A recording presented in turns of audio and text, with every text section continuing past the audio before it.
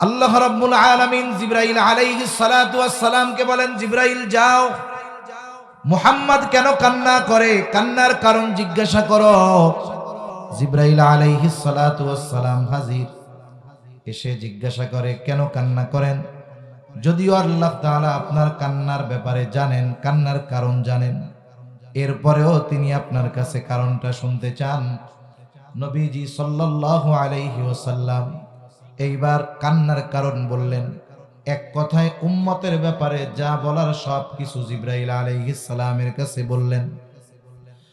জিবরাইল আলাইহিস সালাতু ওয়াস সালাম আল্লাহ তাআলার কাছে গিয়ে সব কথাগুলো আবার বলল। আল্লাহ তাআলা জিবরাইল আলাইহিস সালামকে বললেন, জিবরাইল যাও, মুহাম্মদকে জানায় দাও আমি অচিরেই তাকে তার উম্মতের ব্যাপারে সন্তুষ্ট করব, তার উম্মতের ব্যাপারে আমি তাকে অসন্তুষ্ট করব না। রাসূলুল্লাহ সাল্লাল্লাহু আলাইহি ওয়াসাল্লাম আল্লাহ তাআলার কাছ থেকে দুনিয়ায় থাকতেই উম্মতের ব্যাপারে এই কথা পাশ করায় নিয়ে আসছেন। সুবহানাল্লাহ। শুধু তাই না, রাসূলুল্লাহ সাল্লাল্লাহু আলাইহি ওয়াসাল্লাম উম্মতের জন্য যেটা কল্যাণকর, যখন কল্যাণকর সেটাকে তখনকার জন্যই সংরক্ষণ করে দেন। হাদিসের মধ্যে আসছে, নবীজি সাল্লাল্লাহু আলাইহি ওয়াসাল্লাম বলেন, আল্লাহ তাআলা প্রত্যেকটা নবীকে তার উম্মতের ব্যাপারে বিশেষ এক একটা দোয়া করার সুযোগ দিয়েছে। সব নবী তার উম্মতের ব্যাপারে সেই দোয়া দুনিয়ায় করে ফেলছে। নবীজি বলেন, আমি ওই দোয়াটাকে সংরক্ষণ করে রেখেছি। কিয়ামতের দিন আমি আমার উম্মতের জন্য ওই দোয়াটাকে সুপারিশ হিসাবে আল্লাহ তাআলার কাছে করব, কারণ ওই দিনটা উম্মতের জন্য বড় মুসিবতের হবে। এই জন্য নবীজি ওই দোয়াটাকেও ওই দিনের জন্য সংরক্ষণ করে রাখছে। শুধু তাই না, নবীজি উম্মতের চিন্তায় থাকতেন। যখন প্রাথমিক দিকে দাওয়াত দেওয়া শুরু করেছেন নবীজি সাল্লাল্লাহু আলাইহি ওয়াসাল্লাম, প্রাথমিক দিকে যখন দাওয়াত গ্রহণ করেন, নবীজি কোনো অপরিচিত পরিবেশে গিয়ে দাওয়াত দেন নাই। নবীজি যাদের মাঝে দাওয়াত দিয়েছেন তারাও নবীজিকে চিনে, নবীজিও তাদেরকে চিনে। প্রায় 40 বছর নবীজি তাদের মধ্যে অবস্থান করেছেন। শুধু তাই না, নবীজির আখলাকে, নবীজির আচরণে মুগ্ধ হয়ে মক্কার কারাই নবীজিকে উপাধি দিয়েছে আল আমিন আস-সাদিক। ঠিক কিনা বলেন? এটা তো নবুয়ত পাওয়ার পরে যে পাইছেন উপাধি তা না, বরং এটা নবুয়ত প্রাপ্ত হওয়ার আগেই মক্কার মুশরিকরা, মক্কাররা নবীজি সাল্লাল্লাহু আলাইহি ওয়াসাল্লামকে এই উপাধি দিয়ে দিয়েছেন। শুধু তাই না, নবীজির সত্যবাদিতার ব্যাপারে তারা কত বড় আস্থাশীল ছিল। যখন রাসূলুল্লাহ সাল্লাল্লাহু আলাইহি ওয়াসাল্লামের উপরে আল্লাহ তাআলা আয়াত নাযিল করলেন, ওয়া আনদির আশীরাতাকাল আকরাবিন, আল্লাহ তাআলা আয়াত নাযিল করলেন এখন আর গোপনে দাওয়াত হবে না। 3 বছর গোপনে দাওয়াত দেওয়ার পর আল্লাহ তাআলার আদেশ আসলো প্রকাশ্যে দাওয়াত দেন। নবীজি এবার সাফা পাহাড়ের উপরে দাঁড়ায় গেলেন। নবীজি দাঁড়ায় সকল মক্কার বাসিন্দাদেরকে আহ্বান করলেন। এমনি ওই পাহাড়ের এক মর্যাদা ছিল। সাফা পাহাড়টা হলো আবু কুবাইস পাহাড়েরই একটা অংশ। এই আবু কুবাইস এই পাহাড়ের উপরে দাঁড়িয়ে যদি কোনো অপরিচিত ব্যক্তিও মক্কাবাসীর কাছে সাহায্য চাইতো, ওই পাহাড়ের সম্মানার্থে ব্যক্তি যেই হোক, মক্কার মানুষেরা ওই ব্যক্তিকে সাহায্য করার জন্য ছুটে আসতো। হারিসুন আলাইকুম বিল মুমিনিনা রাউফুর রহিম। وقال رسول الله صلى الله عليه وسلم لا يؤمن أحدكم حتى أكون أحب إليه من والده وولده والناس أجمعين، أو كما قال النبي صلى الله عليه وسلم. صدق الله العلي العظيم وصدق رسوله النبي الكريم. ونحن على ذلك من الشاهدين والشاكرين والحمد لله رب العالمين سبحانك لا علم لنا إلا ما علمتنا إنك أنت العليم الحكيم اللهم صل على محمد وعلى آل محمد كما صليت على إبراهيم وعلى آل إبراهيم إنك حميد مجيد اللهم بارك على محمد وعلى آل محمد كما باركت على إبراهيم وعلى آل إبراهيم إنك حميد مجيد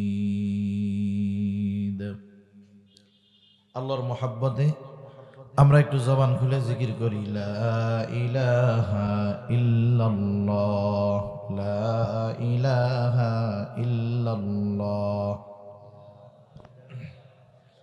আজান হবে কয়টায়? মানে আমি কতক্ষণ করব? আমি কয়টা পর্যন্ত করব? 7:15 পর্যন্ত।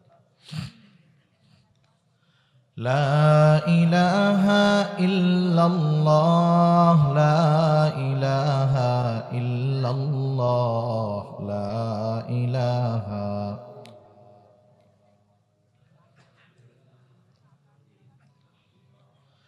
لا إله إلا الله محمد رسول الله সাল্লাল্লাহু আলাইহি ওয়াসাল্লাম।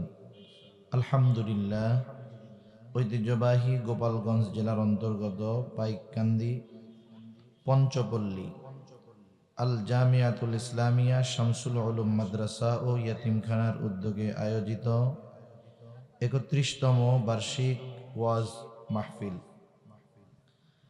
2 দিনব্যাপী এই ওয়াজ মাহফিলের সম্মানিত শ্রদ্ধেয় সভাপতি উস্তাজুল আসাতিজা শেখুল হাদিস আল্লামা আব্দুর রউফ সাহেব, শেখুল হাদিস গহরডাঙ্গা মাদ্রাসা টুঙ্গিপাড়া গোপালগঞ্জ। আমরা দোয়া করি আল্লাহ তাআলা হযরতকে সুস্থতার সাথে দীর্ঘ হায়াত দান করেন, সকলে বলি আমিন। মাহফিলের প্রধান অতিথি, বিশেষ অতিথিবৃন্দ সহ সম্মানিত শ্রদ্ধেয় উলামায়ে কেরাম, সামনে উপস্থিত মুরব্বিয়ানে কেরাম, সমবয়সী যুবক বন্ধু, স্নেহের ছোট ভাই এবং পর্দার অন্তরালে অবস্থানরতা সম্মানিতা শ্রদ্ধা মা ও বোন, দয়াময় আল্লাহ রব্বুল আলামিনের দরবারে অগণিত শুকর যে মহান মালিক আমাদের হায়াতে বরকত দিয়ে সুস্থ রেখে তার মহান হুকুম মাগরিবের নামাজের পর হাদিসের ভাষায় জান্নাতের বাগানে আসার বসার তৌফিক যে মহান মালিক দান করেছেন, সে মহান মানিবকে খুশি করার জন্য মোহাব্বতের সাথে জবান খুলে অন্তর থেকে আমরা একবার কালিমাতুশ শুকর পাঠ করি আলহামদুলিল্লাহ। অগণিত দুরূদ ও সালাম সৈয়দুল আম্বিয়া, আশরাফুল আম্বিয়া, খাতামুল আম্বিয়া, ইমামুল মুরসালিন, রহমাতুল লিল আলামিন মুহাম্মাদুর রাসূলুল্লাহ সাল্লাল্লাহু আলাইহি ওয়াসাল্লামের উপর। আমি আপনাদের খেদমতে পবিত্র কোরআনুল কারীমের সূরা তাওবা থেকে একটা আয়াত ও রাসূল আকরাম সাল্লাল্লাহু আলাইহি ওয়াসাল্লামের অগণিত হাদিস থেকে একটা হাদিস পাঠ করেছি। আল্লাহ তাআলার কাছে তৌফিক চাই, আল্লাহ তাআলা আমাকে কিছু কথা আপনাদের খেদমতে বলার সুযোগ করে দেন, যে কথাগুলো আমাদের সবার দুনিয়া এবং আখিরাতের জন্য কল্যাণ করা হয়, সকলে বলি আমিন। সম্মানিত উপস্থিতি, আল্লাহ সুবহানাহু ওয়া তাআলা আমাদেরকে অজস্র অগণিত নিয়ামত দান করেছেন। আল্লাহ তাআলা স্বাভাবিকভাবে করুণা অনুগ্রহ তাদের উপরেই করা হয় যাদেরকে আল্লাহ তাআলা ভালোবাসেন।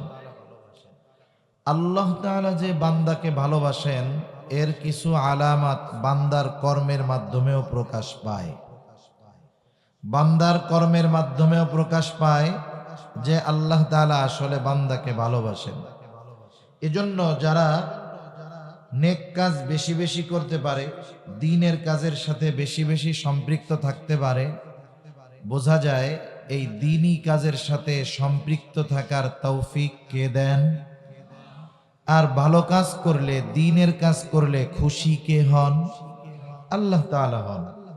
এখন দুনিয়ার নিজামটাও এরকম, আপনি তাকে দিয়েই আপনার পছন্দের কাজ করাবেন যাকে আপনি পছন্দ করেন। আপনার ভালো লাগার কাজটা আপনি তাকে দিয়েই করাবেন যাকে আপনার ভালো লাগে।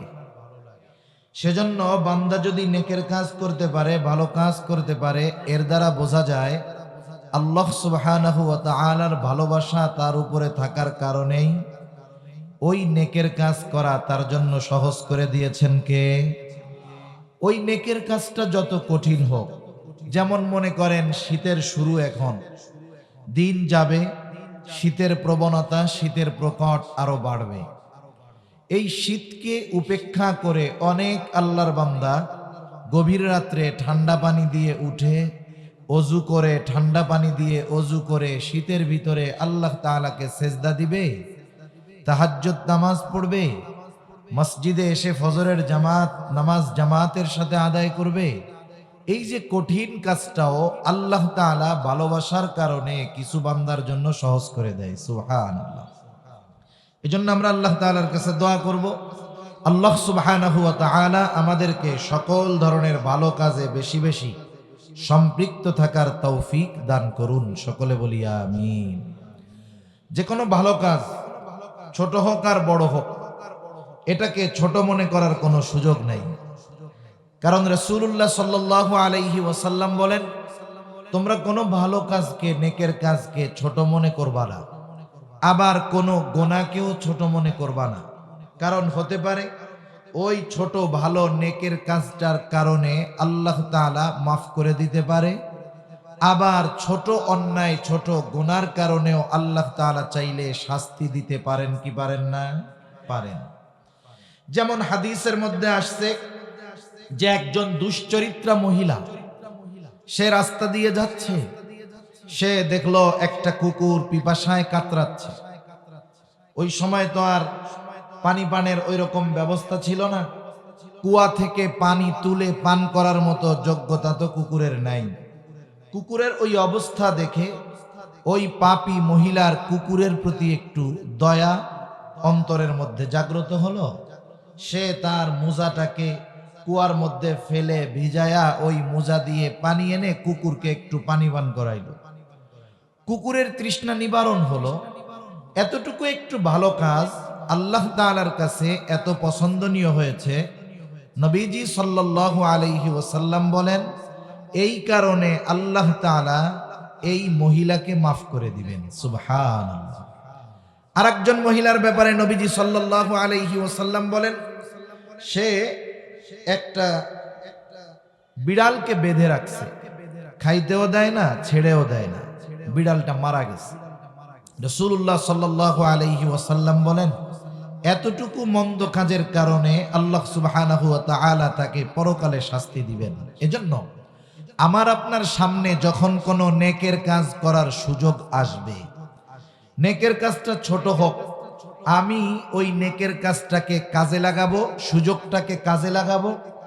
অল্প পরিমাণ হলেও ওই নেকের সাথে, কাজের সাথে আমি আপনি শরীক থাকবো। যেমন কথার কথা, অনেক সময় অনেক দ্বীনি কাজে শরীক হওয়ার সুযোগ আছে। অনেকে চিন্তা করে আমি দিব, বড় অ্যামাউন্ট যদি না দেই লজ্জার ব্যাপার। কিন্তু চিন্তা করতে হবে ওই বড় অ্যামাউন্ট এখন নাই, দেওয়ার মতো অ্যাবিলিটি নাই, সেগুলো পেছনে থাক। আপনি আপনার নিয়তকে, আমি আপনার নিয়তকে পরিশুদ্ধ করে যদি 5টা টাকা 10টা টাকাও অন্তর থেকে ইখলাসের সাথে ওই কাজে শরীক হই, আশা করা যায় কেউ যদি 1,00,000 টাকাও দেয় ইখলাসবিহীন, আল্লাহ তাআলার কাছে ওই ইখলাসওয়ালা 10 টাকার দাম আরো বেশি হবে। ঠিক কিনা বলেন? এজন্য যে কোনো নেকের কাজ করার সুযোগ যদি আসে আমরা ছাড়বো না ইনশাআল্লাহ। আল্লাহ তাআলা তৌফিক দান করুন। তাহলে যে কথা বলতেছিলাম যে আল্লাহ সুবহানাহু ওয়া তাআলা আমাদেরকে খুব মহব্বত করেন, ভালোবাসেন। এই মুহাব্বতের অন্যতম আরেক নমুনা হলো যে রাসূলুল্লাহ সাল্লাল্লাহু আলাইহি ওয়াসাল্লামের উম্মত আল্লাহ তাআলা আমাদেরকে বানিয়েছেন। এটা আল্লাহ তাআলার পক্ষ থেকে মুমিনদের উপরে বিশেষ এক অনুগ্রহ। একথা আল্লাহ তাআলা কোরআনুল কারীমের মধ্যে বলেন। আল্লাহ তাআলা বলেন, লাকাদ মান্নাল্লাহু আলাল মুমিনিনা ইয বাআসা ফীহিম রাসূলাম মিন আনফুসিহিম।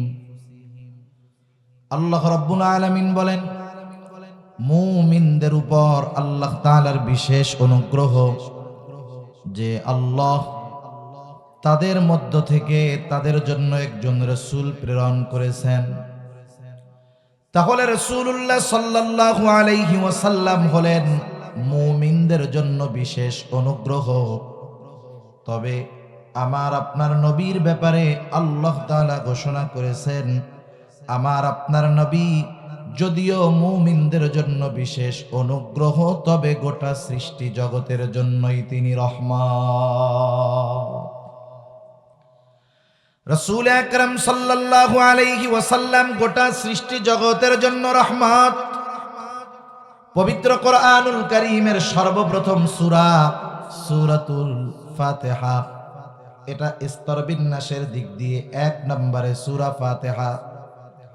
সূরা ফাতিহা প্রত্যেক নামাজের প্রতি রাকাতেই তিলাওয়াত করা হয়। ইমামের পেছনে যখন পড়া হয়, ইমামের কেরাত হলো মুসল্লির কেরাত। একা যখন পড়া হয়, নিজেও সূরা ফাতিহা পড়া হয়। সূরা ফাতিহার শুরুতেই বলা হয় আলহামদুলিল্লাহি রাব্বিল আলামিন। সূরা ফাতিহার শুরুতেই বলা হয় যে আমরা বলি সকল প্রশংসা আল্লাহ তাআলার জন্য। সকল ধরনের প্রশংসা কার জন্য? আল্লাহ তাআলার জন্য। আল্লাহ তাআলাকে আরেকটু ব্যাখ্যা বিশ্লেষণ করে বলা হয় তিনি হলেন রব্বুল আলামিন। তাহলে আমরা বলি আলহামদুলিল্লাহি রাব্বিল আলামিন। সকল প্রশংসা আল্লাহর জন্য, যিনি জগৎ সমূহের রব, যিনি জগৎ সমূহের প্রতিপালক, তিনি হলেন আল্লাহ।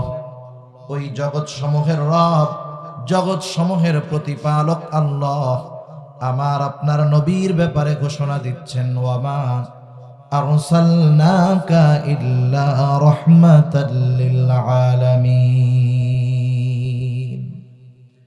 আল্লাহ তাআলা আমার আপনার নবীর ব্যাপারে ঘোষণা দেন, আমি আপনাকে সৃষ্টি জগতের জন্য তথা জগৎ সমূহের জন্য রহমত হিসাবে প্রেরণ করেছি। সুবহানাল্লাহ। তাহলে আল্লাহ তাআলা হলেন রব্বুল আলামিন আর নবীজি হলেন রহমাতুল লিল আলামিন। আল্লাহ তাআলা তার রুবুবিয়তের বিস্তার যতদূর পর্যন্ত দিয়েছেন, আমার আপনার নবীজিকে আল্লাহ তাআলা ততদূর পর্যন্ত রহমত হিসাবে ঘোষণা করেছেন। সুবহানাল্লাহ। এই অপারেটর ভাই আছে, এই ইগুলো কমান, এত ইটি লাগবে না, আওয়াজটা মাইকের মতো ক্লিয়ার করে দেন, টন টন। ঠিক আছে। তাহলে নবীজি হলেন রহমাতুল লিল আলামিন আর আল্লাহ হলেন রব্বুল আলামিন। ভলিউমটা ছাড়েন একটু, ভলিউম দেন। হ্যাঁ, ভলিউম মাইকের মতো আওয়াজ করেন, টনটনা। আমার আপনার নবীজি হলেন রহমাতুল লিল আলামিন। সাইডে মাইক আছে না ভাই? সাইডের মাইক দেন, প্রয়োজনে মনিটর দরকার নেই, সাইডের মাইক দিয়ে আওয়াজ ছাড়েন। বেশি ইকোটিকো দরকার নেই, মাইকের আওয়াজটা ক্লিয়ার হলে হালকা ছেড়ে দিলে হবে। তাহলে নবীজি হলেন রহমাতুল লিল আলামিন। নবীজির এই রহমত, নবীজি রহমাতুল লিল আলামিন হওয়ার সুবাদে গোটা দুনিয়ার সব মানুষ এই সুবিধা ভোগ করেছে। আওয়াজ আরো ছাড়েন, স্টেজের আওয়াজ আরো ছাড়েন মাইক। শুধু তাই না, কাফেররাও এই সুবিধা থেকে বঞ্চিত হয় নাই। রাসূল আকরাম সাল্লাল্লাহু আলাইহি ওয়াসাল্লামের সামনে একদিন আবু জেহেল এসে আল্লাহ তাআলার কাছে দোয়া করে বলে, আল্লাহ, সত্যই যদি আপনি কোরআন নাজিল করে থাকেন তাহলে আমাদের উপরে পাথর বর্ষণ করেন, নাইলে যন্ত্রণাদায়ক শাস্তি আমাদেরকে দেন। নবীজির সামনে এসে এই কথা বলার উদ্দেশ্য হলো সে নবীজি সাল্লাল্লাহু আলাইহি ওয়াসাল্লামকে টিটকারি করতেছে, খোঁচা মারতেছে। অনেক সময় দেখবেন সমাজের মধ্যে এই ধরনের কিছু মানুষ আছে, এক সময় সে অনেক ধনী মানুষ, টাকা পয়সাওয়ালা মানুষ, তার বাড়িতে আর একজন গরিব মানুষ কাজ করে, চাকরি করে। ওই অসহায় দরিদ্র মানুষটা বহুত মেহনত করে তার সন্তানটাকে লেখাপড়া শিখাইলো। সন্তান লেখাপড়া শিখে দুনিয়ার লাইনে বড় অফিসার হয়েছে, বিসিএস ক্যাডার হয়ে গেছে। সমাজের মানুষ ওই দরিদ্র মানুষটার প্রশংসা করে আর ছেলেটারও প্রশংসা করে, আর বলে দেখো অমকের ছেলে অমকে খুব কষ্ট কইরা পড়াইছে, গরিব মানুষ, তার ছেলেটা এখন বড় অফিসার। মানুষ যখন এই ধরনের কথাবার্তা বলতেছে, ওই সময় ওই জায়গায় ওই লোকটাও উপস্থিত, যেই লোকটার বাড়িতে ওই অফিসারের বাবা কাজ করত, চাকরি করত। মানুষের অবস্থা হলো এইরকম। আমরা অনেক সময় আমাদের সামনে অপর আর একজন অনুপস্থিত আর একজনের প্রশংসা শুনলে অনেক সময় গা চুলকায় আমাদের। তখন আমি খুঁজতে থাকি ওর কোন দোষটা পাওয়া যায়। এইবার ওই লোকটার গা চুলকাইতেছে এই কথাগুলো শুনে। সে বলতেছে অমকে যত বড় অফিসার হয় হোক, তাতে কি আসে যায়? ওর বাবাও কয়দিন আগেও আমার বাড়িতে কামলা দিয়া খাইত। এখন বলেন তো এখানে এই বিষয়টা আনার কারণ কি? কারণ হলো ওই লোকের সন্তানের ওই উন্নতি, সম্মান, অগ্রগতি, এটা এর ভালো লাগতেছে না। এই জন্য বলে যে দেখ কত বড় হইলে হবে কি, ও আমার বাড়িতে ওর বাপ কয়দিন আগে কামলা দিয়া খাইত। আবার অনেক সময় এরকম বলে না যে এমন কিছু খবর তার কানে আসছে যেটা তার পছন্দনীয় নয়। মাঝে মধ্যে বলে এরকম যে এই জিনিস দেখার আগে আমার মরণ হলো না কেন, এরকম বলে কি বলে না? বলে। এখন বলেন তো ওই টাইমে যদি আজরাইল আইসা বলে আচ্ছা আপনি যেহেতু মরতে চান চলেন আপনার হায়াত শেষ, সে কি ওই কথা বলবে যে না আসলে আমি তো কথার কথা বলছি?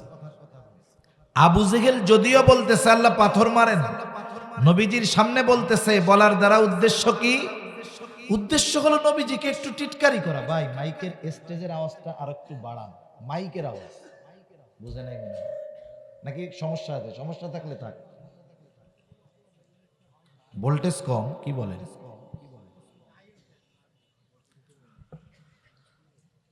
তাহলে আবু জেহেল রাসূলুল্লাহ সাল্লাল্লাহু আলাইহি ওয়াসাল্লামের সামনে এ কথা বলার কারণ হলো সে টিটকারি করে বলতেছে কেমন যেন, মুহাম্মদ তোমার উপরে কোরআন নাজিল হইল কেন? আমি তো নেতা, আমি সমাজের সম্মানিত মানুষ। আল্লাহরে কেমন জানি বলতেছে, আল্লাহ আপনি আমার উপরে কোরআন নাজিল না কইরা ওর উপরে কেন করলেন? রাসূলুল্লাহ সাল্লাল্লাহু আলাইহি ওয়াসাল্লামকে সামনে নিয়ে আবু জেহেল এই ধরনের কথা বলা উদ্দেশ্য হলো নবীজিকে খাটো করা, ছোট করার চিন্তা। কিন্তু আবু জেহেল বোঝে নাই আল্লাহ রাব্বুল আলামিন ও আবু জেহেলের এই কথার জবাব পাঠিয়ে দিয়েছেন। মক্কার মুশরিক আবু জেহেল যদিও তারা শিরকের সাথে জড়িত ছিল, কিন্তু কোরআনুল কারীমের মধ্যে আল্লাহ রাব্বুল আলামিন জানায় দেন এই মক্কার মুশরিকরা কিন্তু আল্লাহ তাআলার অস্তিত্বে বিশ্বাসী ছিল। নাস্তিকেরা কিন্তু আল্লাহ তাআলার অস্তিত্বে বিশ্বাস করে না, তারা বলে স্রষ্টা বলে কিছুই নাই। কিন্তু আবু জেহেল, উতবা, সাইবা এটা বলতো না যে আল্লাহ তাআলা বলতে কিছুই নাই, বরং তারা যে আল্লাহ তাআলার অস্তিত্বে বিশ্বাসী ছিল সে কথা কোরআনুল কারীমে আল্লাহ তাআলা জানায় দেন। আল্লাহ রাব্বুল আলামিন বলেন, ওয়ালা ইন সাআলতাহুম মান খালাকাস সামাওয়াতি ওয়াল আরদ লা ইয়াকুলুন্নাল্লাহ। আল্লাহ রাব্বুল আলামিন বলেন, আপনি যদি মক্কার মুশরিকদেরকে জিজ্ঞাসা করেন মান খালাকাস সামাওয়াতি ওয়াল আরদ, আসমান এবং জমিনের স্রষ্টাকে, আল্লাহ তাআলা আগে নিজেই জবাব দিয়ে বলেন, দুইটা তাকিদ যোগ করে আল্লাহ তাআলা বলেন, আপনার এই প্রশ্নের জবাবে তারা যা বলবে শুনে নেন। তারা বলবে লা ইয়াকুলুন্নাল্লাহ, অবশ্যই অবশ্যই আসমান জমিনের স্রষ্টা হলেন আল্লাহ। এরপরে আল্লাহ তাআলা আর এক জায়গায় বলেন, ওয়ালা ইন সাআলতাহুম মান নাযালা মিনাস সামাই মাআন ফাআহইয়া বিহিল আরদা বা'দা মাউতিহা লা ইয়াকুলুন্নাল্লাহ। আল্লাহ তাআলা বলেন, আপনি যদি তাদেরকে জিজ্ঞাসা করেন মান নাযালা মিনাস সামাই মাআ, কে আসমান হতে পানি বর্ষণ করে, শুধু তাই না ওই বর্ষিত পানির দ্বারা কে মৃত জমিনকে পুনরায় পুনরুজ্জীবিত করে।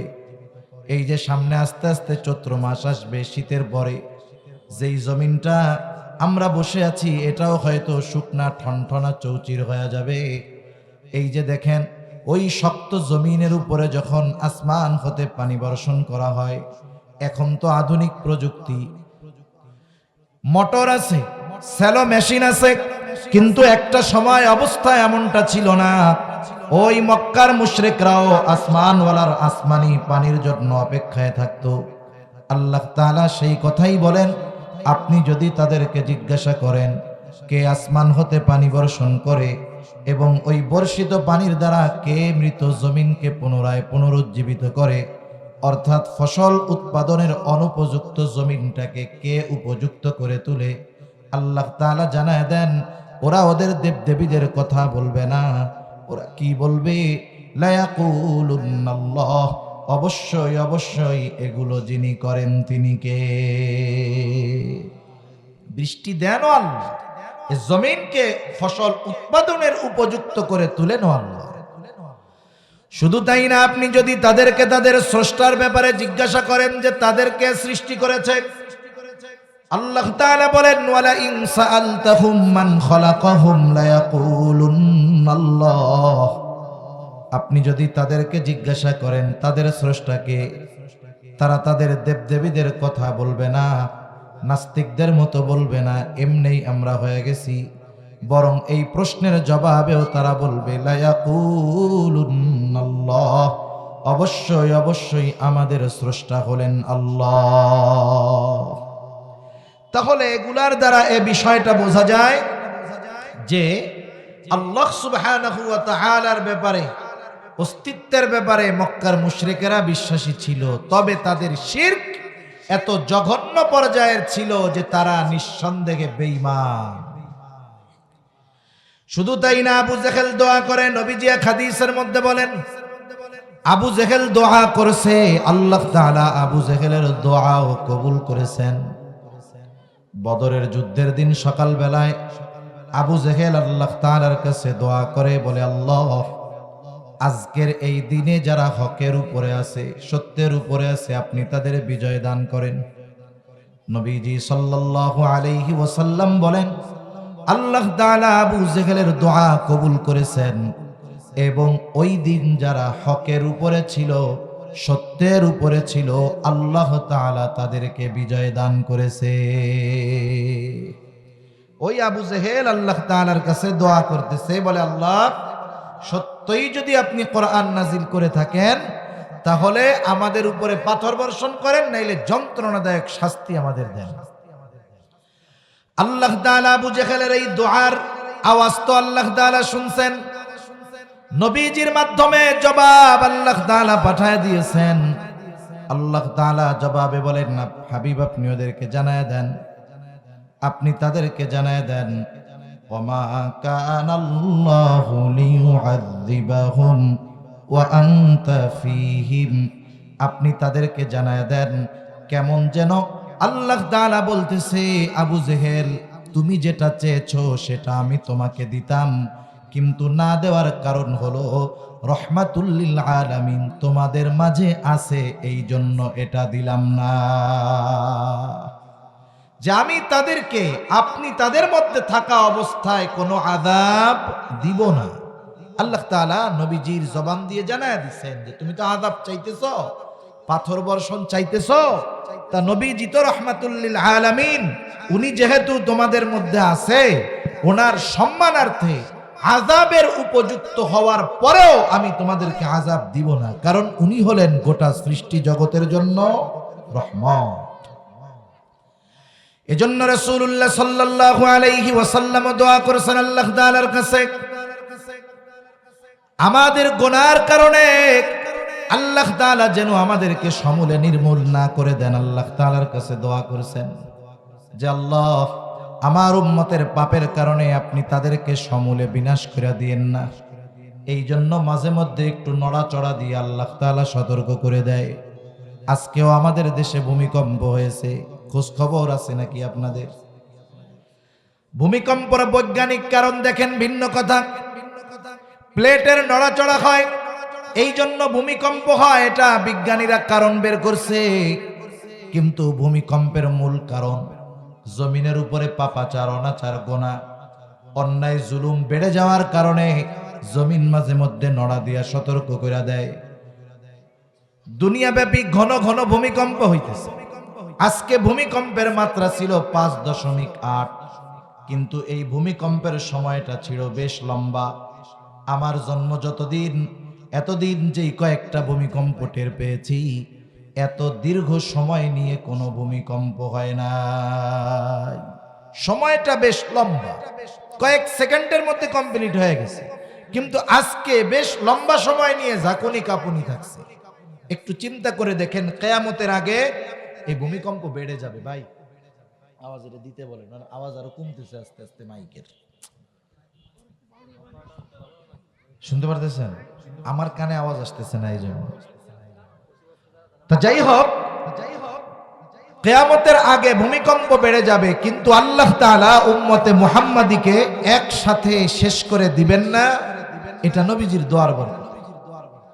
রাসূল আকরাম সাল্লাল্লাহু আলাইহি ওয়াসাল্লাম আমাদের জন্য আল্লাহ তাআলার কাছে দোয়া করে গিয়েছেন, কারণ উম্মতের প্রতিও তার যথাযথ দরদ, মোহাব্বত, ভালোবাসা ছিল। আমরা তো নবীজিকে ভালোবাসি, নবীজিও কিন্তু আমাদের ভালোবাসতেন। হাদিসের আলোকে নবীজির ভালোবাসার কথা স্পষ্টভাবে জানা যায়। রাসূলুল্লাহ সাল্লাল্লাহু আলাইহি ওয়াসাল্লাম কেমন ভালোবাসতেন আমাদের?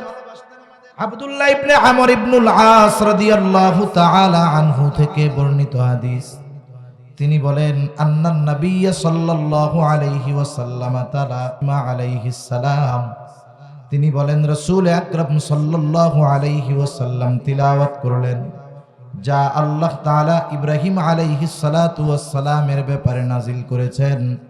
কি নাজিল করেছেন? আল্লাহ ইব্রাহিম আলাইহিস সালাতু ওয়াস সালাম তার গুনাহগার উম্মতের জন্য আল্লাহ তাআলার কাছে দোয়া করছে। ইব্রাহিম আলাইহিস সালাম তার গুনাহগার উম্মতের জন্য আল্লাহ তাআলার কাছে মাগফিরাত কামনা করেছে, দোয়া করেছে। কারণ প্রত্যেকটা নবী তার উম্মতকে ভালোবাসে। উম্মত যদি কাফেরও হয়, তার প্রতিও নবীজির ভালোবাসা থাকে। বরং কিছু কিছু ক্ষেত্রে এমন হয়, একটা লোকের যদি একাধিক সন্তান থাকে, সব সন্তানগুলো ভালো, মুত্তাকি, পরহেজগার, আর একটা হলো খারাপ। বলেন তো মা বাবা বাকি কয়েকজনের জন্য চিন্তা বেশি করে নাকি খারাপটার জন্য চিন্তা বেশি করে? এটা ভালোবাসার কারণে। শুধু তাই না, যখনই আল্লাহ তাআলার কাছে দোয়া করে তখনই বলে, আল্লাহ এই ছেলেটা যদি বাকিগুলার মতো নেককার হয়ে যাইতো, ভালো হয়ে যাইতো, তাহলে আমি মরেও শান্তি পাইতাম। এরকম বলে না? বলে। দোয়াও বেশি করে, চিন্তাও এটার জন্য বেশি করে। কেন করে? ছেলে তো খারাপ, কেন করে? ভালোবাসার কারণে। উম্মত যত গুনাহগার হোক, পাপী হোক, প্রত্যেকটা নবী তার উম্মতকে ভালোবাসে। ইব্রাহিম আলাইহিস সালাতু ওয়াস সালাম তার উম্মতকে ভালোবাসেন, যদিও সবাই পাপী, গুনাহগার। সবাই গুনাহগার নয়, সবাই নেককার নয়, সবাই ঈমানদার নয়।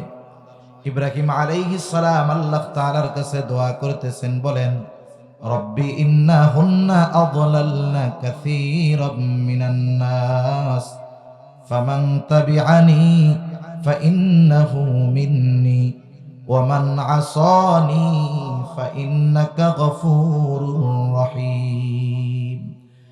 ইব্রাহিম আলাইহিস সালাতু ওয়াস সালাম বলতেছেন, ও আমার রব, এই প্রতিমাগুলো, এই মূর্তিগুলা অধিকাংশ মানুষকে পথচ্যুত করে ফেলছে, পথভ্রষ্ট করে ফেলছে।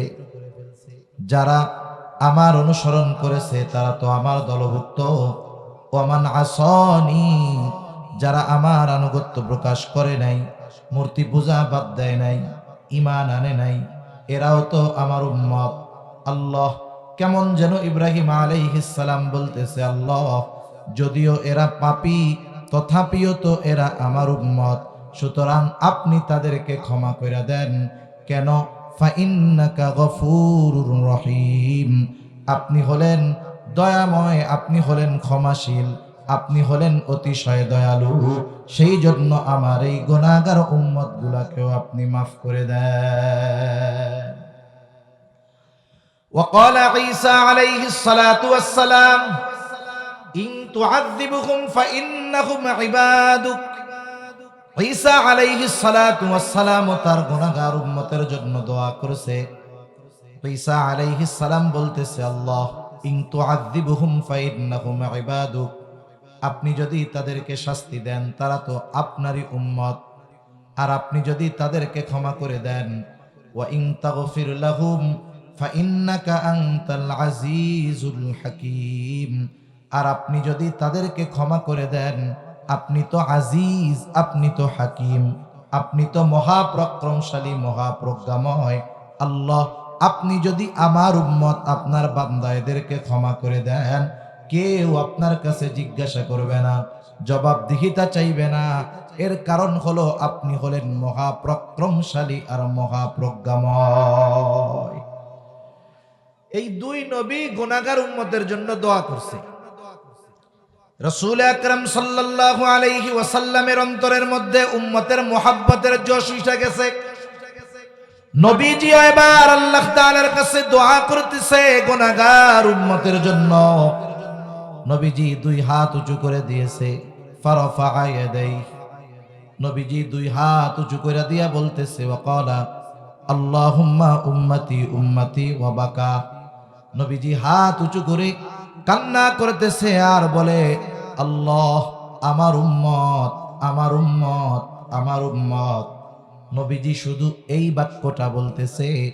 বলেন তো আর কিছু নবীজি বলুক আর না বলুক, কিন্তু এতটুকু বলার দ্বারা নবীজি মূলত কি বলতে চায় এটা আল্লাহ তাআলা বোঝেন কি বোঝেন না। কিছু বিষয় আছে যেগুলো কিছু বলা লাগে না, অবস্থা দেখে বোঝা যায় যে আসলে কি বলতে চায়। যেমন মাদ্রাসায় বৃহস্পতিবার বিকালবেলা আসরের পর ছোট ছাত্র আইসা কান্না করতেছে, ওস্তাদের সামনে হেফজখানায় মক্তবে কান্না করতেছে। এখন বলেন তো বৃহস্পতিবার বিকাল বেলায় যদি কোনো ছাত্র আইসা হুজুরের সামনে কান্নাকাটি করে, তাহলে হুজুরের কি বুঝতে বাকি আছে কান্না কেন করতেছে? কথা বুঝেন নাই? কেন কান্না করে বলেন? বাড়ি যাওয়ার জন্য ছুটি চায়। এখন ওর তো কান্নার গতি শুধু বাড়ে। হুজুর বলে তুমি যত কান্নাকাটি করো কোনো লাভ নাই, কান্নাকাটি করলে লাভ নাই, কেন কান্না করতেছো না বললে কোনো লাভ হবে না। এইবার ছেলেটার কান্নার গতি আরো বাইরা যায়। এক সময় কানতে কানতে বলে, হুজুর আমি একটু বাড়িতে যাইতে চাই। তখন হুজুর হাসি দিয়া বলে, যাও, আগামী দিন শুক্রবার সন্ধ্যার আগে আবার ফিরে আসবা। এই যে দেখেন কান্নার কারণ বোঝার পরেও জবান দিয়ে শুনতে চাওয়ার কারণ হলো এটা ওস্তাদ ছাত্রের একটা মহব্বত, ভালোবাসার বিষয়। যদিও নবীজি কি বলতে চায় সব কিছু আল্লাহ তাআলা জানেন, বোঝেন, এরপরেও আল্লাহ তাআলা তার হাবিবের জবান দিয়ে বিষয়গুলো শুনতে চায়। আল্লাহ রাব্বুল আলামিন জিবরাইল আলাইহিস সালাতু ওয়াস সালামকে বলেন, জিবরাইল যাও, মুহাম্মদ কেন কান্না করে কান্নার কারণ জিজ্ঞাসা করো। জিবরাইল আলাইহিস সালাতু ওয়াস সালাম হাজির, এসে জিজ্ঞাসা করে কেন কান্না করেন। যদিও আল্লাহ তাআলা আপনার কান্নার ব্যাপারে জানেন, কান্নার কারণ জানেন, এরপরেও তিনি আপনার কাছে কারণটা শুনতে চান।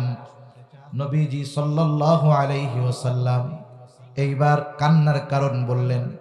এক কথায় উম্মতের ব্যাপারে যা বলার সব কিছু জিবরাইল আলাইহিস সালামের কাছে বললেন। জিবরাইল আলাইহিস সালাতু ওয়াস সালাম আল্লাহ তাআলার কাছে গিয়ে সব কথাগুলো আবার বলল। আল্লাহ তাআলা জিবরাইল আলাইহিস সালামকে বললেন, জিবরাইল যাও মুহাম্মদকে জানায় দাও আমি অচিরেই তাকে তার উম্মতের ব্যাপারে সন্তুষ্ট করব, তার উম্মতের ব্যাপারে আমি তাকে অসন্তুষ্ট করব না।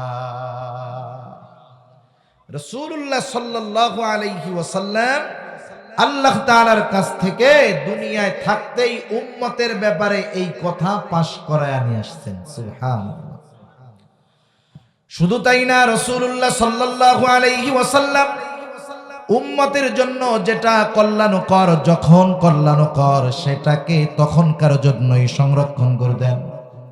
হাদিসের মধ্যে আসছে, নবীজি সাল্লাল্লাহু আলাইহি ওয়াসাল্লাম বলেন, আল্লাহ তাআলা প্রত্যেকটা নবীকে তার উম্মতের ব্যাপারে বিশেষ একটা দোয়া করার সুযোগ দিয়েছে। সব নবী তার উম্মতের ব্যাপারে সেই দোয়া দুনিয়ায় করে ফেলছে। নবীজি বলেন, আমি ওই দোয়াটাকে সংরক্ষণ করে রেখেছি। কিয়ামতের দিন আমি আমার উম্মতের জন্য ওই দোয়াটাকে সুপারিশ হিসাবে আল্লাহ তাআলার কাছে করব, কারণ ওই দিনটা উম্মতের জন্য বড় মুসিবতের হবে। এই জন্য নবীজি ওই দোয়াটাকেও ওই দিনের জন্য সংরক্ষণ করে রাখছে। শুধু তাই না, নবীজি উম্মতের চিন্তায় থাকতেন। যখন প্রাথমিক দিকে দাওয়াত দেওয়া শুরু করেছেন নবীজি সাল্লাল্লাহু আলাইহি ওয়াসাল্লাম, প্রাথমিক দিকে যখন দাওয়াত দেন, কাফেররা দাওয়াত গ্রহণ করে না। নবীজি কোনো অপরিচিত পরিবেশে গিয়ে দাওয়াত দেন নাই। নবীজি যাদের মাঝে দাওয়াত দিয়েছেন তারাও নবীজিকে চিনে, নবীজিও তাদেরকে চিনে। প্রায় 40 বছর নবীজি তাদের মধ্যে অবস্থান করেছেন। শুধু তাই না, নবীজির আখলাকে, নবীজির আচরণে মুগ্ধ হয়ে মক্কার কাফেররাই নবীজিকে উপাধি দিয়েছে আল আমিন আস-সাদিক। ঠিক কিনা বলেন? এটা তো নবুয়ত পাওয়ার পরে যে পাইছেন উপাধি তা না, বরং এটা নবুয়ত প্রাপ্ত হওয়ার আগেই মক্কার মুশরিকরা, মক্কার কাফেররা নবীজি সাল্লাল্লাহু আলাইহি ওয়াসাল্লামকে এই উপাধি দিয়ে দিয়েছেন। শুধু তাই না, নবীজির সত্যবাদিতার ব্যাপারে তারা কত বড় আস্থাশীল ছিল। যখন রাসূলুল্লাহ সাল্লাল্লাহু আলাইহি ওয়াসাল্লামের উপরে আল্লাহ তাআলা আয়াত নাযিল করলেন, ওয়া আনদির আশীরাতাকাল আকরাবিন, আল্লাহ তাআলা আয়াত নাযিল করলেন, এখন আর গোপনে দাওয়াত হবে না। 3 বছর গোপনে দাওয়াত দেওয়ার পর আল্লাহ তাআলার আদেশ আসলো, প্রকাশ্যে দাওয়াত দেন। নবীজি এবার সাফা পাহাড়ের উপরে দাঁড়ায় গেলেন। নবীজি দাঁড়ায় সকল মক্কার বাসিন্দাদেরকে আহ্বান করলেন। এমনি ওই পাহাড়ের এক মর্যাদা ছিল। সাফা পাহাড়টা হলো আবু কুবাইস পাহাড়েরই একটা অংশ। এই আবু কুবাইস এই পাহাড়ের উপরে দাঁড়িয়ে যদি কোনো অপরিচিত ব্যক্তিও মক্কাবাসীর কাছে সাহায্য চাইতো, ওই পাহাড়ের সম্মানার্থে ব্যক্তি যেই হোক, মক্কার মানুষেরা ওই ব্যক্তিকে সাহায্য করার জন্য ছুটে আসতো। একেবারে অপরিচিত মানুষ, সে শুধু দাঁড়ায় ডাক দিছে, সাহায্য চেয়েছে, আর মানুষে ছুটে আসতো তাকে সাহায্য করার জন্য। আজকে এখানে দাঁড়াইছে মুহাম্মাদুর রাসূলুল্লাহ সাল্লাল্লাহু আলাইহি ওয়াসাল্লাম। এখন মক্কার সব মানুষ ছুটে আসছে যে আমাদের আল আমিন আমাদের ডাকছে। কি জন্য ডাকছে? নবীজি সাল্লাল্লাহু আলাইহি ওয়াসাল্লাম তাদেরকে বলতেছে, আমি যদি তোমাদেরকে বলি এই পাহাড়ের পেছনে পাদদেশে একদল অশ্বারোহী সৈন্য আক্রমণ করার জন্য অপেক্ষমান, তোমরা কি আমার কথা বিশ্বাস করবা নাকি? এ কথা বলার সাথে সাথে মক্কার কাফেররা সমস্বরে বলতেছে, হ্যাঁ মুহাম্মদ, অবশ্যই তোমার এই কথা আমরা বিশ্বাস করব, কারণ হলো ইতিপূর্বে আমরা তোমাকে কখনো মিথ্যাবাদী পাই নাই। তুমি এখন পর্যন্ত যত কথা বলছো তুমি সব সত্য কথা বলেছো। এই 40 বছরে একবারও আমরা তোমার কাছ থেকে কোনো মিথ্যা কথা পাই নাই। এজন্য কাফেররা নবীজি সাল্লাল্লাহু আলাইহি ওয়াসাল্লামের ব্যাপারে বিভিন্ন কথা বলে অপবাদ দিয়েছে, কিন্তু চারিত্রিক বিষয়কে উল্লেখ করে কখনো অপবাদ দেওয়ার সাহস পায় নাই। মক্কার মুশরিকরা নবীজির বিরুদ্ধে 3টা অভিযোগ তুলত। কয়টা অভিযোগ? 3টা। একটা বলতো উনি পাগল, আরেকটা উনি জাদুকর, আরেকটা উনি কবি। এই 3 বিষয় বলে ওনাকে মানুষদের থেকে দূরে সরানোর চেষ্টা করত। আর এই 3টার কোনোটাই ব্যক্তির ক্যারেক্টার অথবা চরিত্রের সাথে সম্পৃক্ত নয়। মক্কার কাফেররাও আমার আপনার নবীজির চারিত্রিক বিষয় নিয়ে কথা বলার সাহস পায় নাই। রাসূলুল্লাহ সাল্লাল্লাহু আলাইহি ওয়াসাল্লাম দেখেন ওই পরিবেশে মানুষেরা তাকে এত পরিমাণ চিনে, ওই পরিবেশে নবীজি যখন দাওয়াত দিছেন কাফেররা দাওয়াত গ্রহণ করে নাই, আপনজন কাছের মানুষেরা দাওয়াত কবুল করে নাই। স্বাভাবিক কি হয়, অপরিচিত একটা মানুষ যদি আমার কথা না শোনে দুঃখ নাই, ওরেও আমি চিনি না, সেও আমাকে ভালো চিনে না। কিন্তু বলেন তো, যারা আমাকে আপনাকে চিনে কাছের মানুষ, তাদের কাছে যখন কোনো সত্য কথা বলা হবে, তারা যদি ওই কথা বিশ্বাস না করে, বলেন তো কষ্ট বেশি লাগবে নাকি কম লাগবে? আপনি সত্য কথা বলতেছেন, আপনার আত্মীয় স্বজন কাছের মানুষ বন্ধু বান্ধব চাচা বাবা মা বিশ্বাস করে না, এটা কষ্টের কারণ না। নিজের উপরে একটা প্রেসার আসবে, ডিপ্রেশন, টেনশন, চিন্তা আসবে।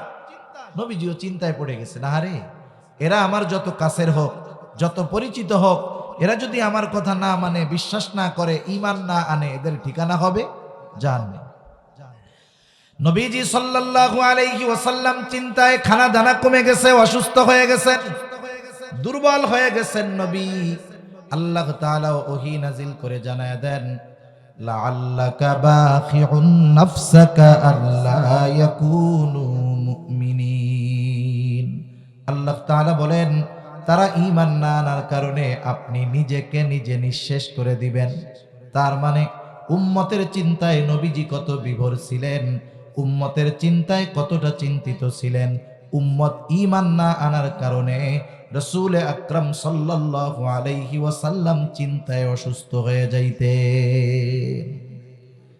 শুধু তাই না, রাসূল আকরাম সাল্লাল্লাহু আলাইহি ওয়াসাল্লাম উম্মতের দ্বারা যখন কোনো কষ্ট পেয়েছেন, উম্মতের প্রতি মুহাব্বত ভালোবাসা থাকার কারণে উম্মতের প্রতি বদদোয়া করেন নাই। নবীজি যখন মক্কা থেকে তায়েফে গেছেন, তায়েফের কাফেরেরা নবীজিকে দলবদ্ধভাবে পাথর মারা শুরু করলো।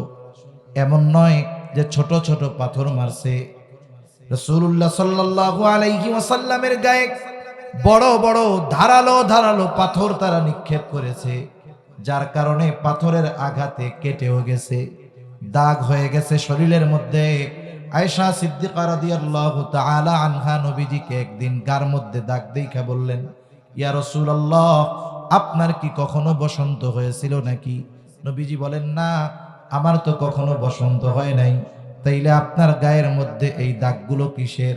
নবীজি বললেন, আয়েশা, আমি যখন দ্বীনের দাওয়াত নিয়ে তায়েফে গিয়েছিলাম, তায়েফের মানুষ বুঝতে পারে নাই, তারা আমাকে যেই পাথর নিক্ষেপ করেছিল এইগুলো হলো তাদের নিক্ষিপ্ত পাথরের দাগ। রাসূল আকরাম সাল্লাল্লাহু আলাইহি ওয়াসাল্লামের সাথে যায়েদ রাদিয়াল্লাহু তাআলা আনহু ছিলেন, কিন্তু একা তিনি ঠেকায় পারেন না। রাসূলুল্লাহ সাল্লাল্লাহু আলাইহি ওয়াসাল্লাম পাথরের আঘাতে রক্তাক্ত জর্জরিত, গায়ের পোশাক ভিজে, গা বেয়ে বেয়ে রক্ত পড়ে জুতার মধ্যে ঢুকে, রক্ত শুকায়া জুতা পায়ের সাথে আটকে গেছে। স্বাভাবিক সময়ে আমরা যখন রক্তদান করি, 200-250 গ্রাম রক্ত যদি দেহ থেকে বের করা হয়, অনেকে অনেক সময় জ্ঞান খারাপ হয়ে যায়, সেন্সলেস হয়ে যায়। রাসূলুল্লাহ সাল্লাল্লাহু আলাইহি ওয়াসাল্লাম পড়ে যাইতেন, আবার উঠতেন, বলতেন, বলো লা ইলাহা ইল্লাল্লাহ তুফলিহু, তোমরা সফল হয়ে যাবা। ক্লান্ত নবীজি দুর্বল দেহ নিয়ে বিকেল বেলায় সন্ধ্যার আগে এক আঙ্গুর বাগানের পাশে একটু বিশ্রাম নিচ্ছেন। ইতিমধ্যে জিবরাইল আলাইহিস সালাতু ওয়াস সালাম হাজির। জিবরাইল আলাইহিস সালাতু ওয়াস সালাম আয়েশা সালাম দিয়া বলে, ইয়া রাসূলুল্লাহ, এই সম্প্রদায় আপনার সাথে কেমন আচরণ করেছে আপনার মালিক সেটা দেখছে, আজকে আমি একা আসি নাই, আল্লাহ তাআলা আরেকজন ফেরেশতাকে আমার সাথে পাঠিয়েছে, যে ইতিপূর্বে কখনো আপনার কাছে আসে নাই। আজকেই সে প্রথম আসছে, ইতিপূর্বে সে আপনার কাছে কখনো আসে নাই। নবীজি সাল্লাল্লাহু আলাইহি ওয়াসাল্লাম বলেন, ওই ফেরেশতা এসে আমাকে সালাম দিল। সালাম দেওয়ার পরে বলে, ইয়া রাসূলুল্লাহ, এরা আপনার সাথে কেমন আচরণ করেছে আপনার মালিক সব দেখছে। তিনি আমাকে আপনার কাছে পাঠিয়েছেন আপনার আদেশ পালন করার জন্য। আপনি যদি চান, আপনি যদি নির্দেশ দেন, দুই পাহাড় দিয়ে এই তায়েফবাসীকে এমন ভাবে পিষে দেওয়া হবে, এখানে একটা জনবসতি ছিল তার কোনো অস্তিত্ব থাকবে না, একেবারে পিষে দেওয়া হবে। একটু চিন্তা করে দেখেন, একটু আগে যাদের দ্বারা আঘাতপ্রাপ্ত হয়েছেন, রক্তাক্ত হয়ে দুর্বল হয়ে ক্লান্ত হয়ে গেছেন, গড়ে এখনো রক্ত শুকায় নাই, রক্তের দাগও শুকায় নাই, নবীজি কেমন মায়া মোহাব্বত উম্মতের উপরে ছিল। শুধু যে ওনার সময় যারা ছিল তা নয়, বরং কিয়ামত পর্যন্ত সব অনাগত উম্মতের প্রতি নবীজি দরদ দেখায় গিয়েছে। যারা ওই সময় ছিল তাদের জন্য দরদ ছিল, যারা ওই সময় ছিল না, কিয়ামত পর্যন্ত আসবে, তাদের জন্য নবীজি দরদি ছিলেন। সুবহানাল্লাহ। ফেরেশতা এই কথা বলার পরে নবীজি বিশ্রাম করতেছিলেন, একটু উঠে বসলেন। উঠে বসে নবীজি বলতেছে, কেমন যেন নবীজি বলতেছে, তুমি তো বলতেছো দুই পাহাড় একত্রে মিশায়া ওদেরকে পিষে দিয়ে দেই, শেষ করে দেই, নিশ্চিহ্ন হয়ে যাবে, আপনি নির্দেশ দেন। নবীজি বললেন, শোনো, তুমি তো এই কথা বলো, বাল আরজু আন ইয়াখরুজাল্লাহু মিন আসলাবিহিম মান ইয়াবুদুল্লাহ ওয়াহদাহু ওয়া লা ইউশরিকু বিহি শাইআ। নবীজি বলেন, আমি তো আল্লাহ তাআলার কাছে এই আশা পোষণ করি, আল্লাহ তাআলা এই সম্প্রদায়ের মধ্য থেকে এমন এক জাতি বের করবে যারা এক আল্লাহর ইবাদত করবে, তার সাথে কারো শরীক করবে না।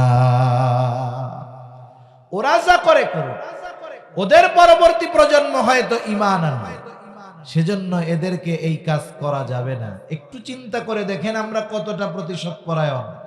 15-20 বছর আগে কেউ যদি আমার দিকে একটু চোখ গরম করে তাকায়া থাকে, 20 বছর পরে আমি যদি পাওয়ারফুল হয়ে যাই, আমি চিন্তা করি যেই চোখ বড় করে আমার দিকে তাকাইছে ওই চোখই উঠাইবেন। আমাদের প্রতিশোধের নেশা এমন বেশি, কিন্তু নবীজি সাল্লাল্লাহু আলাইহি ওয়াসাল্লামের উম্মতের প্রতি কেমন দরদ, যেই উম্মতের আঘাতে নবীজি রক্তাক্ত হয়ে গেছেন, কাফের থাকা এই উম্মতগুলোর আঘাতে রক্তাক্ত নবীজি সামান্য প্রতিশোধ নেন নাই, এমনটাও বলেন নাই হালকা একটু দিয়ে সাইজ করে দেন, এটাও বলেন নাই। বরং বলতেছে, আমি তো আশা করি এদের মধ্য থেকে এমন এক জাতি বের হবে যারা এক আল্লাহর ইবাদত করবে, তার সাথে কারো শরীক করবে না। এজন্য রাসূলুল্লাহ সাল্লাল্লাহু আলাইহি ওয়াসাল্লাম আমাদেরকে ভালোবাসার নিদর্শন রেখে গেছেন। আরো হাদিস বলা যাবে, নবীজি যে আমাদেরকে ভালোবাসেন এ ব্যাপারে কারো সন্দেহ আছে নাকি? কোনো সন্দেহ নাই। নবীজি আমাদেরকে কত ভালোবাসেন, বাস্তবতা হলো আমি আমাকে যত ভালোবাসি, আমি আমার জন্য যত চিন্তিত, তার চাইতে নবীজি আমাকে বেশি ভালোবাসেন, এবং আমার নাজাতের জন্য আমি যত চিন্তিত তার চাইতে বেশি চিন্তিত আমার আপনার নবী। যেই নবী উম্মতকে এত ভালোবাসেন, আর এই ভালোবাসার সাক্ষ্য স্বয়ং আল্লাহ তাআলা দিয়েছেন। কে দিয়েছেন? আল্লাহ তাআলা দিয়েছেন। আল্লাহ রাব্বুল আলামিন বলেন, লাকাদ জাআকুম রাসূলুম মিন আনফুসিকুম আজিজুন আলাইহি মা আনিতুম হারিসুন আলাইকুম বিল মুমিনিনা রাউফুর রহিম। আল্লাহ তাআলা বলেন, লাকাদ জাআকুম রাসূলুম মিন আনফুসিকুম, তোমাদের মধ্য থেকে তোমাদের জন্য এমন একজন রাসূলের আগমন হয়েছে যিনি আজিজুন আলাইহি মা আনিতুম, তোমাদের জন্য যেটা কষ্টের সেটা ওই নবীজির জন্য কষ্টের। সুবহানাল্লাহ। তার মানে উম্মত যেটার দ্বারা কষ্ট পাবে ওই কষ্টটা নবীজিও অনুভব করেন। এই জন্য সাহাবায়ে কেরাম যখন নবীজির কাছে আইসা কোনো কষ্টের কথা বলতেন, কেমন যেন নবীজিও সেই কষ্টটা অনুভব করতেন। আল্লাহ তাআলা বলেন, আজিজুন আলাইহি মা আনিতুম, তিনি তোমাদের জন্য হলেন আজিজ, সমব্যথী। তোমরা যেটাতে কষ্ট পাও তিনিও সেটাতে কষ্ট পান। তোমাদের কষ্ট নবীজির কষ্টের কারণ হয়, তিনি হলেন হারিসুন আলাইকুম, তোমাদের জন্য তিনি হলেন অতি কল্যাণকামী। কিন্তু মুমিনদের জন্য স্পেশাল দুইটা। আল্লাহ তাআলা বলেন, বিল মুমিনিনা রাউফুর রহিম, বিশেষ করে মুমিনদের জন্য তিনি হলেন রাউফ, তিনি হলেন রহিম। রাউফ রহিম এই শব্দ দুটো হলো আল্লাহ তাআলার গুণবাচক নামগুলোর মধ্যে অন্যতম দুইটা নাম। অতি সদয় পরম দয়ালু রাউফুর রহিম হলেন আল্লাহ।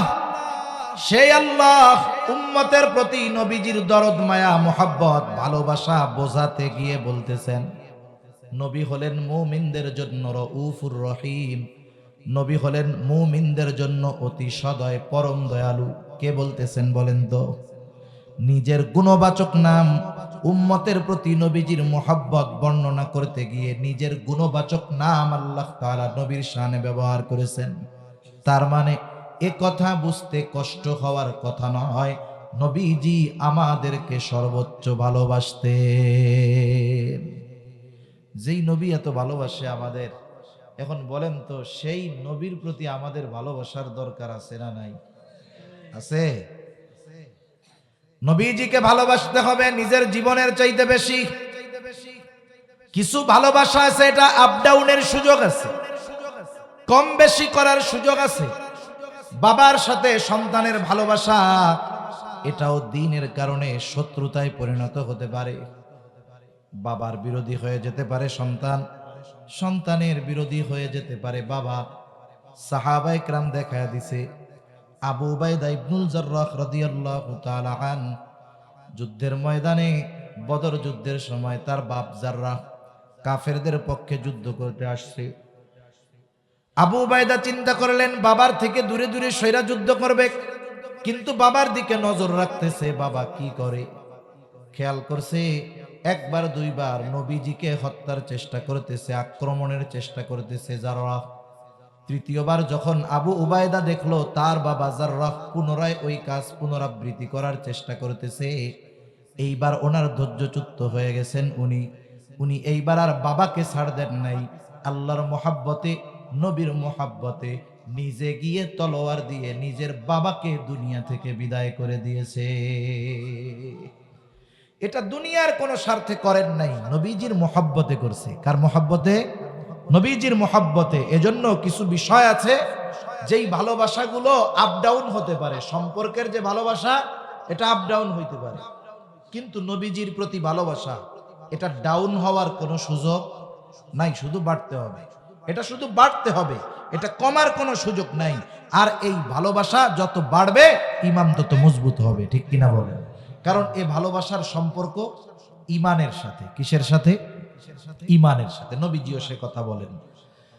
নবীজি বলেন, লা ইউমিনু আহাদুকুম হাত্তা আকুনা আহাব্বা ইলাইহি মিন ওয়ালিদিহি ওয়া ওয়ালাদিহি ওয়ান নাসি আজমাইন। নবীজি বলেন, তোমাদের মধ্যে কেউ ততক্ষণ পর্যন্ত মুমিন হতে পারবে না যতক্ষণ না সে সন্তান সন্ততি পিতামাতা এক কথা সকলের চাইতে আমি নবীকে বেশি ভালো না বাসবে। যতক্ষণ না নবীকে সবচাইতে বেশি ভালোবাসা যাবে ততক্ষণ কেউ পরিপূর্ণ মুমিন হতে পারবে না। এই ভালোবাসা শুধু যে সন্তান সন্ততি মা বাবার চাইতে বেশি হবে তা নয়, বরং এই ভালোবাসাটা হবে মুমিনের জীবনের চাইতেও বেশি। আল্লাহ এবং তার রাসূলের ভালোবাসা যদি সবচাইতে উপরে না থাকে তাহলে দ্বীনের উপরে চলা যাবে না। দেখবেন খোঁজ খবর নিয়ে যারা দ্বীনের উপরে বেশি চলে, শরীয়তের অনুশাসন বেশি মেনে চলে, এক কথায় দ্বীনের উপরে সর্বোচ্চ নিজেকে পরিচালনার চেষ্টা যারা করেন চলেন, খোঁজ নিয়ে দেখবেন এরা আল্লাহ এবং রসুলকেও ওই রকম বেশি ভালোবাসে। যে আল্লাহ এবং রসুলকে বেশি ভালোবাসে, দ্বীন মানা তার জন্য সহজ। যদিও ওই আইনটা, শরীয়তের নিয়মটা কঠিন মনে হতে পারে, কিন্তু আল্লাহ এবং রসুলকে সর্বোচ্চ ভালোবাসার কারণে ওই কঠিনটা তার কাছে কঠিন থাকে না। আল্লাহ এবং রসুলের ভালোবাসা ওই কঠিন বিষয়গুলো তার জন্য সহজ করে দেয়, ঠিক কিনা বলেন? রাসূলুল্লাহ সাল্লাল্লাহু আলাইহি ওয়াসাল্লামকে সেই জন্য জীবনের চাইতে বেশি ভালোবাসার দরকার। ভালোবাসবো কেমনে? আমরা তো নবীজিকে সামনে পাই নাই, সামনে পাইলে সর্বোচ্চ ভালোবাসা যায়। সাহাবায়ে কেরাম নবীজিকে সামনে পাইছেন, সর্বোচ্চ ভালোবাসা বাসছেন জীবন দিয়ে, সম্পদ দিয়ে। আবু বকর তার সব সম্পদ আইনা নবীজির খেদমতে হাজির করছে। হযরতে তালহা উহুদের ময়দানে নিজের বুকটাকে নবীজির জন্য ঢাল বানায় দিয়েছে। আমরা কেমনে ভালোবাসবো, এই চিন্তা আমাদের মধ্যে আসবে স্বাভাবিক। এই জন্য নবী ১৫০০ বছর আগে উম্মতে মুহাম্মাদির জন্য জানায় দিয়েছেন, উম্মতেরা তোমরা কেমনে আমাকে ভালোবাসবা শুইনা নাও। নবীজিকে ভালোবাসার পদ্ধতি নবীজি বলে দিয়েছেন। নবীজিকে কেউ যদি নিজস্ব বানানো পদ্ধতিতে ভালোবাসতে চায়, ভালোবাসা হবে না, বরং কিছু কিছু সময় বেয়াদবি হয়ে যায়। দেখেন না, কেউ কেউ নবীজিকে ভালোবাসা দেখাতে গিয়ে নবীজিকে বলে আলিমুল গায়েব। নবীজি গায়েবের খবর জানেন, নবীজি গায়েব জানেন, সব জানেন। একটা হলো জানানো আর একটা হলো জানা। জানতে হয় কারো মাধ্যমে। রাসূলুল্লাহ সাল্লাল্লাহু আলাইহি ওয়াসাল্লামকে সব গায়েবের খবর, অদৃশ্যের খবর জানাইছেন কে? আল্লাহ।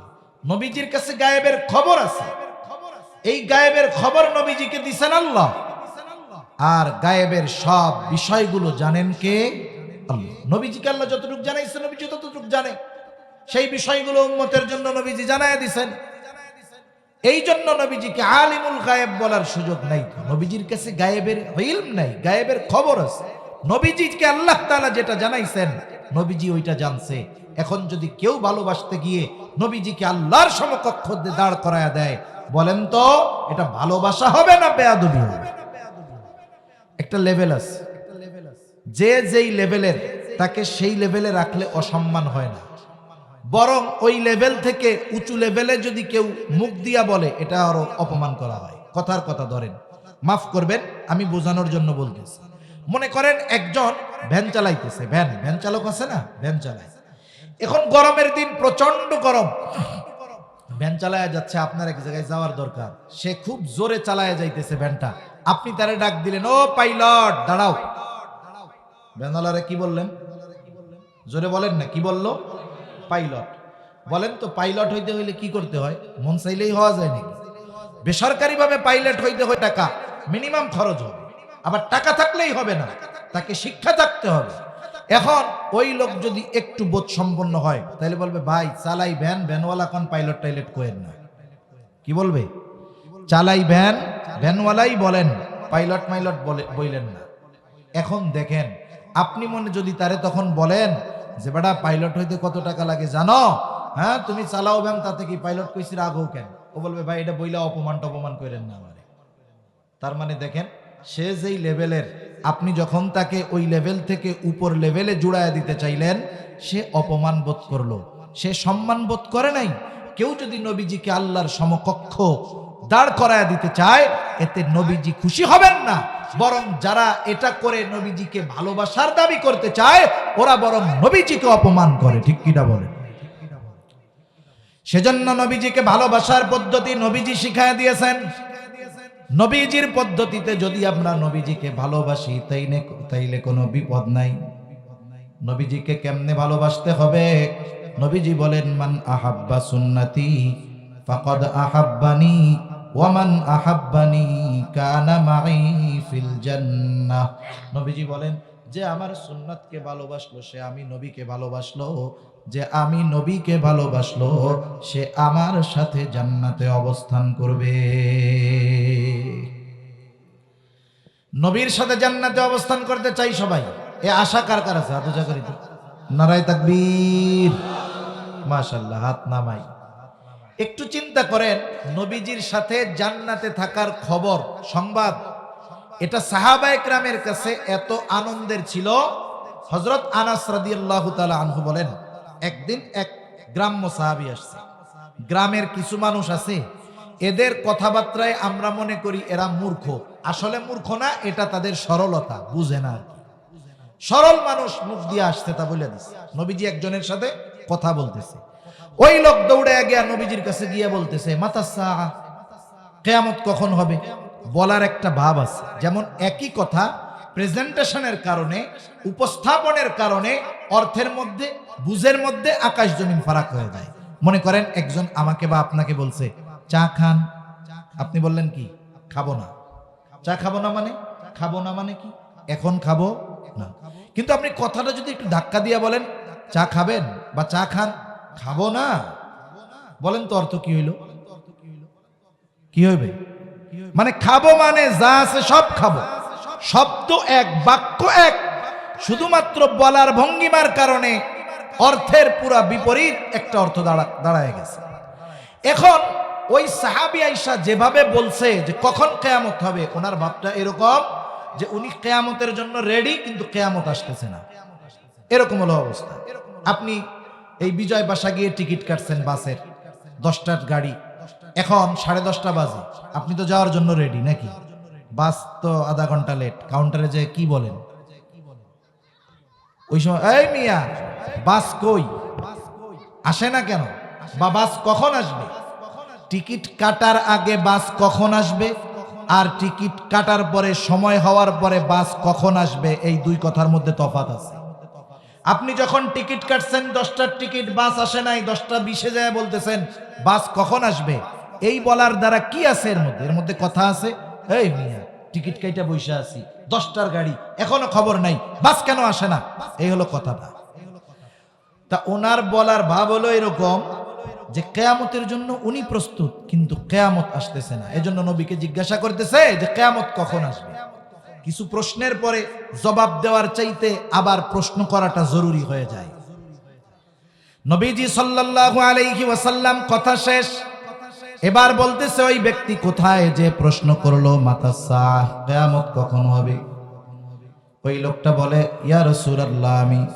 নবীজি এবার বলতেছে মা আ'দাত্তা লাহা, কিয়ামতের জন্য তুমি কি প্রস্তুতি নিয়েছো, কি সংগ্রহ করেছো? লোকটা গ্রামের মানুষ, সহজ সরল মানুষ, একেবারে সাথে সাথে জবাব দিয়ে দিল যে আমি আল্লাহ এবং তার রাসূলকে ভালোবাসি।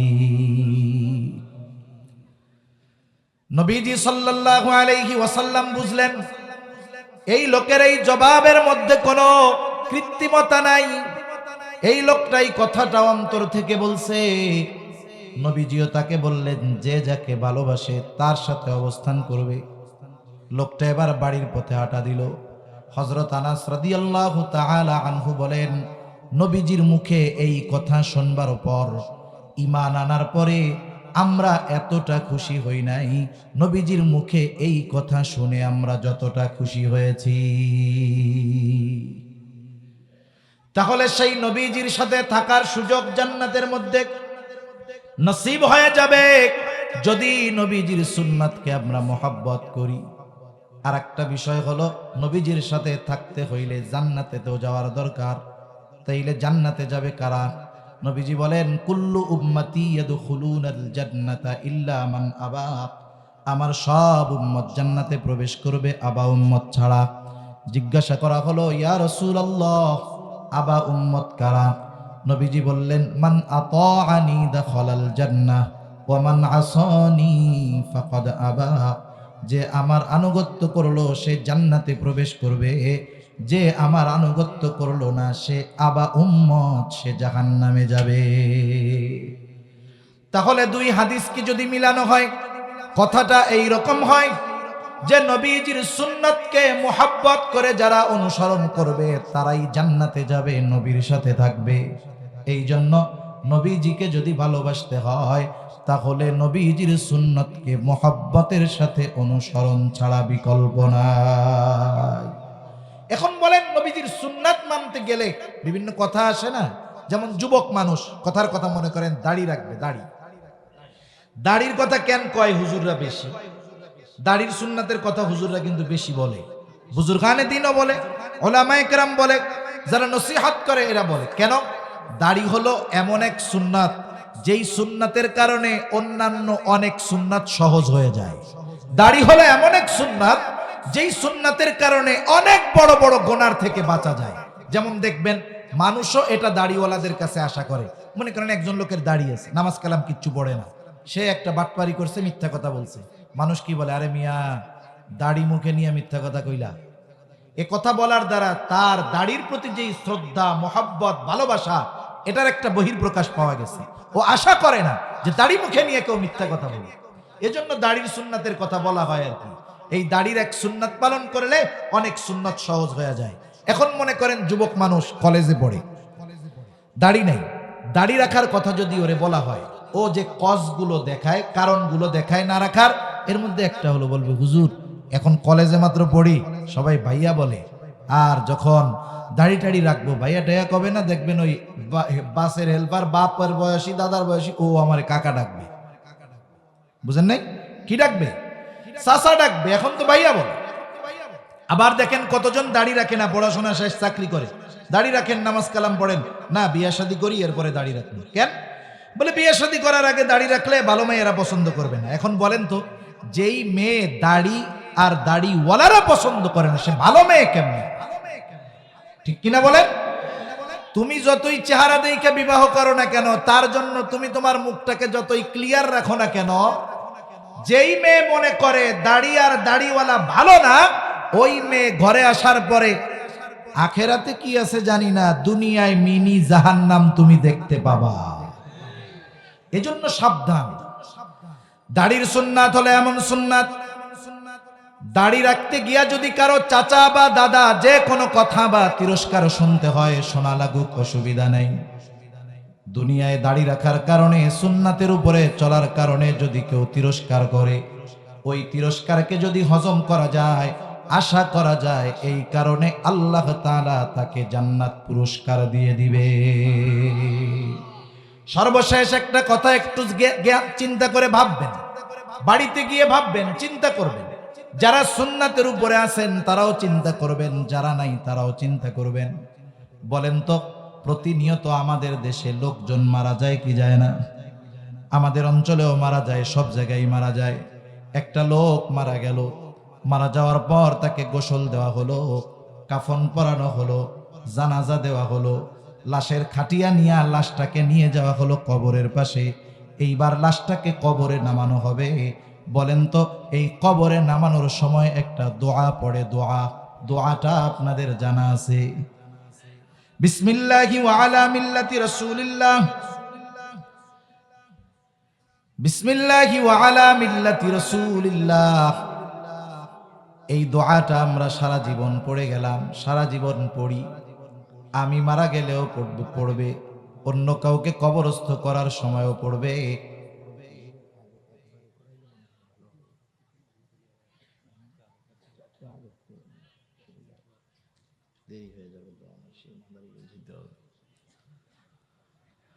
বিসমিল্লাহি ওয়া আলা মিল্লাতি রাসূলিল্লাহ সারা জীবন আমরা পড়েছি, আমাদেরকে কবরে রাখার সময় ওই দোয়াটা পড়া হবে।